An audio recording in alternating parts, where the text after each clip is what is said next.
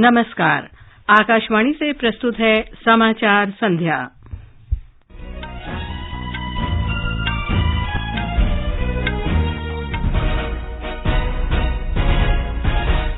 प्रधानमंत्री नरेंद्र मोदी G7 शिखर सम्मेलन में भाग लेने के लिए जापान के हिरोशिमा पहुंचे। रिजर्व बैंक का 2000 रुपये के नोट के चलन पर रोक लगाने का फैसला फिलहाल वैधता बनी रहेगी। वरिष्ठ कांग्रेस नेता सिद्धरमैया कल दूसरी बार कर्नाटक के मुख्यमंत्री पद की शपथ लेंगे। राष्ट्रीय परीक्षा एजेंसी ने CUET 2023 परीक्षा मणिपुर में 29 मई तक के लिए स्थगित की। श्रीनगर में अस्थायी केंद्र बनाने पर भी विचार। दक्षिण पश्चिम मानसून समय से पहले दक्षिण पूर्व बंगाल की खाड़ी, निकोबार द्वीप समूह और दक्षिण अंडमान सागर पहुंचा। और इटालियन ओपन टेनिस में महिला सिंगल सेमीफाइनल में रूस की वेरोनिका कुद्रमेतावा और यूक्रेन की एहेलिना कालिनिना के बीच मुकाबला जारी। समाचार संध्या के साथ मैं लवलीन निगम।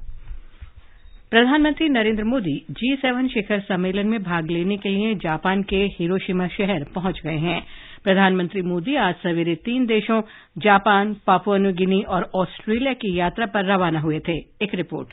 G7 शिखर सम्मेलन में परमाणु निरस्त्रीकरण, आर्थिक सुरक्षा, क्षेत्रीय मुद्दे, जलवायु परिवर्तन, खाद्य और स्वास्थ्य क्षेत्रों पर चर्चा होने की संभावना है। डिजिटलीकरण तथा विज्ञान और प्रौद्योगिकी जैसे प्रमुख प्राथमिकता वाले क्षेत्रों पर भी शिखर सम्मेलन के दौरान चर्चा की जाएगी। हिरोशिमा में शिखर सम्मेलन में भारत की सहभागिता 3 औपचारिक सत्रों में होगी। 2 सत्र कल आयोजित होंगे, जबकि तीसरा 21 मई को आयोजित होगा। G7 शिखर सम्मेलन से अलग प्रधानमंत्री नरेंद्र मोदी G7 सदस्य देशों के विभिन्न नेताओं के साथ द्विपक्षीय वार्ता करेंगे। प्रधानमंत्री मोदी जापान के प्रधानमंत्री के साथ द्विपक्षीय बैठकें करेंगे और हिरोशिमा में महात्मा गांधी की प्रतिमा का अनावरण करेंगे। समाचार कक्ष से मुकेश कुमार।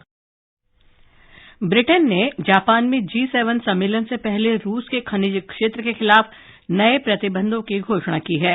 रूस से हीरों तथा सैन्य उपकरण उद्योगों से आयात पर भी प्रतिबंध लगाए गए हैं। एक वक्तव्य में ब्रिटेन सरकार ने कहा कि रूस से तांबा, एल्यूमीनियम और निकल जैसी धातुओं का आयात प्रतिबंधित किया गया है। इन प्रतिबंधों के अतिरिक्त ब्रिटेन ने रूस के 86 सैन्य औद्योगिक परिसरों पर भी प्रतिबंध की तैयारी की है। अमेरिका ने भी 70 कंपनियों और संगठनों को ब्लैकलिस्ट करने की योजना बनाई है।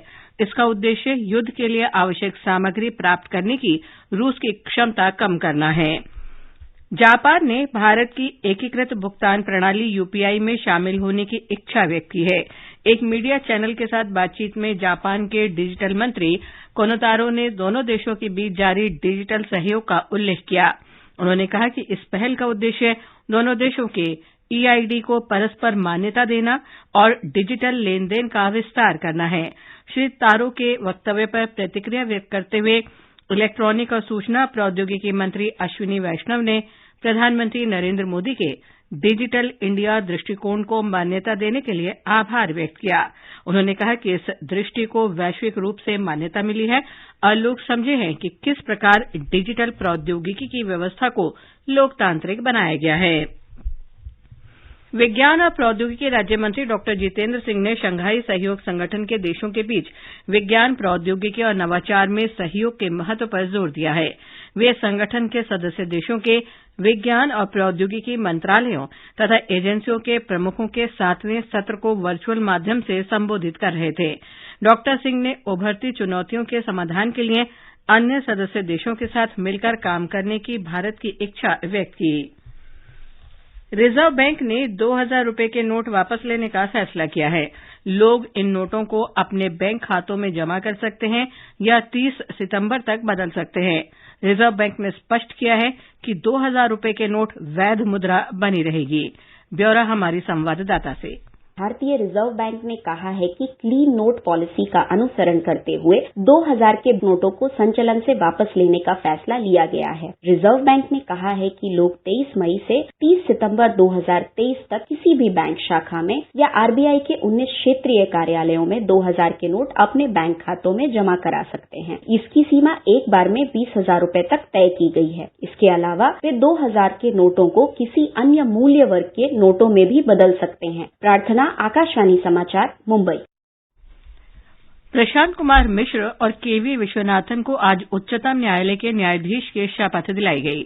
मुख्य न्यायाधीश डीवाई चंद्रचूड़ ने उन्हें शपथ दिलाई। इसके साथ ही उच्चतम न्यायालय में न्यायाधीशों की स्वीकृत संख्या 34 पूरी हो गई है। न्यायमूर्ति दिनेश माहेश्वरी और एमआर शाह के सेवानिवृत्त होने के बाद न्यायाधीशों की संख्या घटकर 32 रह गई थी। मुख्य न्यायाधीश डीवाई चंद्रचूड़ की अध्यक्षता वाले कॉलेजियम ने 16 मई को नए न्यायाधीशों के नाम की सिफारिश की थी, जिसे सरकार ने स्वीकार कर लिया और कल उनकी नियुक्ति की अधिसूचना जारी की।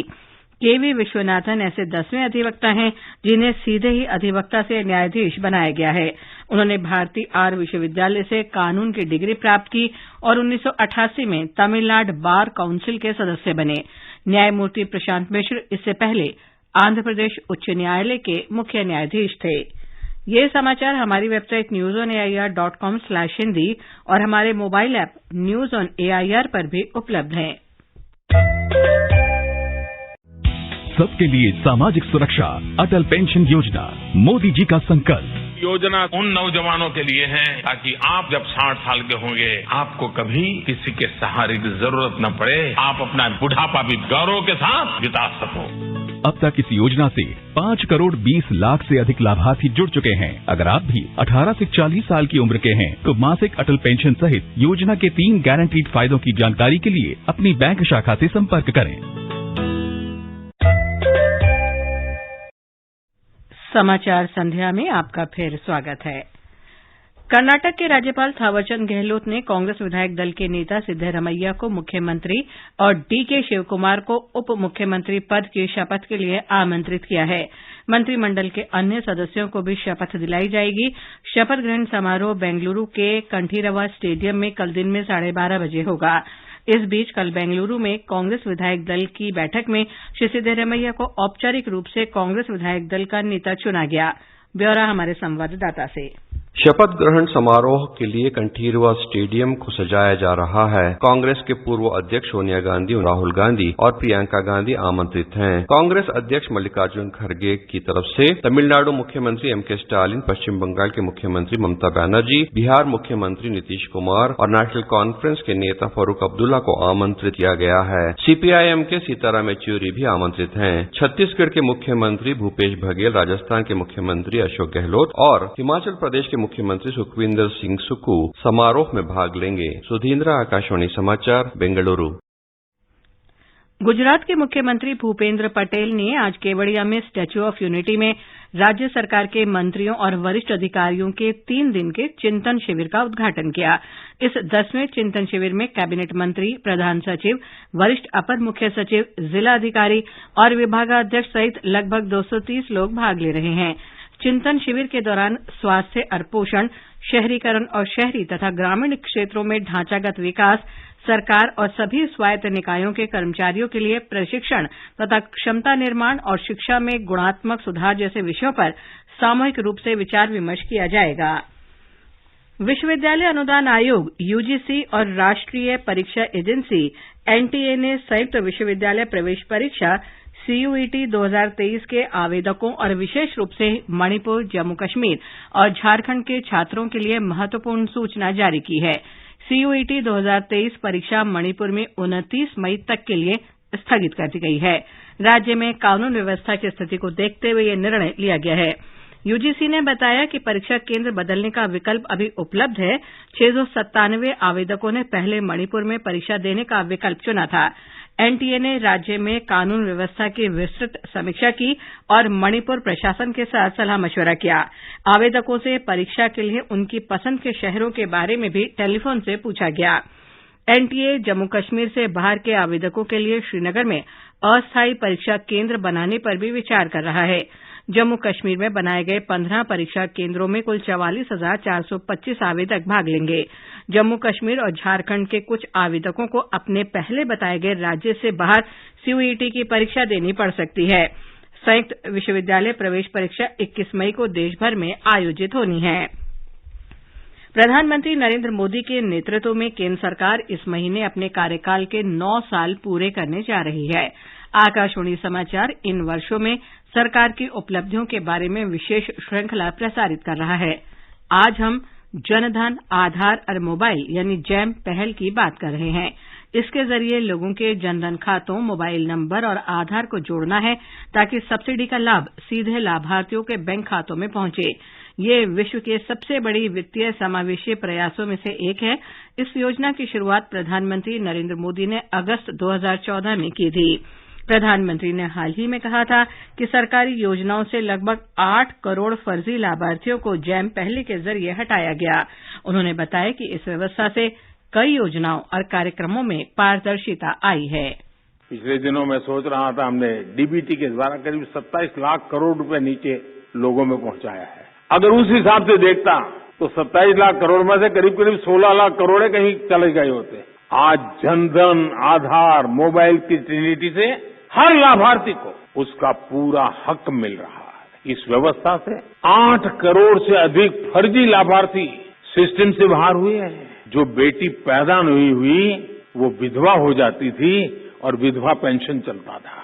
डीबीटी से देश के करीब 2.25 लाख करोड़ रुपए गलत हाथों में जाने से बचे हैं। जनधन, आधार और मोबाइल यानी जैम की त्रिशक्ति ने देश में न केवल वित्तीय समावेशन की पूरी अवधारणा को बदल दिया है, बल्कि प्रत्यक्ष लाभ अंतरण प्रणाली का एक मुख्य उत्प्रेरक भी बनी है। इसके जरिए सरकारी योजनाओं का लाभ सीधे वास्तविक लाभार्थियों के बैंक खातों में पहुंच रहा है। फिलहाल सरकार प्रत्यक्ष लाभ अंतरण व्यवस्था का उपयोग 53 मंत्रालयों की 312 योजनाओं के लिए कर रही है। इसके तहत लगभग 29 लाख करोड़ रुपए सीधे वास्तविक लाभार्थियों के बैंक खातों में भेजे गए हैं। एक अनुमान के अनुसार प्रधानमंत्री जनधन योजना के अंतर्गत 48 करोड़ 99 लाख लाभार्थियों की मूल बैंक खातों में कुल जमा राशि 1 करोड़ 97 लाख रुपए से अधिक है। इन लाभार्थियों में 27 करोड़ 22 लाख महिलाएं हैं। समाज के वंचित समूहों को इस वित्तीय व्यवस्था में शामिल करके योजना ने देश के लाखों लोगों के जीवन और भविष्य को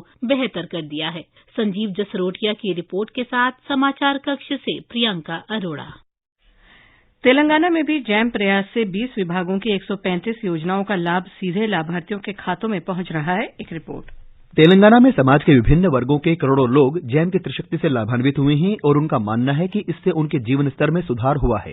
केंद्र और राज्य के 20 विभागों की 135 योजनाओं से मिलने वाला लाभ सीधा उनके बैंक खाते में पहुंच रहा है। खम्मम जिले की सजीदा का कहना है कि इस सुविधा से धनराशि भेजने और उसकी रसीद प्राप्त करने में बहुत आसानी और समय की बचत हुई है। पूरा ट्रांजैक्शन ऑनलाइन होने के लिए अपना काम इतना आसान हुआ कि मैं घर बैठे ही मेरा पैसा पूरा ले सकती हूँ और चीज कोई भी खरीदने के लिए मैं घर बैठे पूरा कर सकती हूँ। किधर भी जाने का जरूर नहीं सका।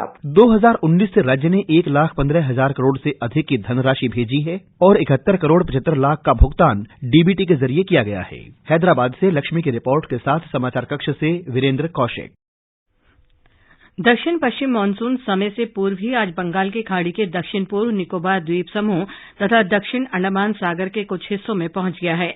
मौसम विभाग ने बताया कि मानसून के अगले 3 से 4 दिन में बंगाल की खाड़ी के दक्षिणी भागों, अंडमान सागर और अंडमान तथा निकोबार के कुछ और क्षेत्रों में पहुंचने के लिए स्थितियां अनुकूल हैं। इटालियन ओपन टेनिस टूर्नामेंट में इस समय महिला सिंगल्स के सेमीफाइनल में रूस की वेरोनिका कुदेरमेतोवा का सामना यूक्रेन की एलिना कालिनिता से हो रहा है। दूसरे सेमीफाइनल में मौजूदा विंबलडन चैंपियन और 7वीं वरीयता प्राप्त एलिना रबाकिना का मुकाबला फ्रेंच ओपन टूर्नामेंट की पूर्व विजेता येलेना ओस्तापेंको से होगा। उत्तराखंड में पवित्र सिख तीर्थ श्री हेमकुंड साहिब के कपाट कल श्रद्धालुओं के लिए खोल दिए जाएंगे।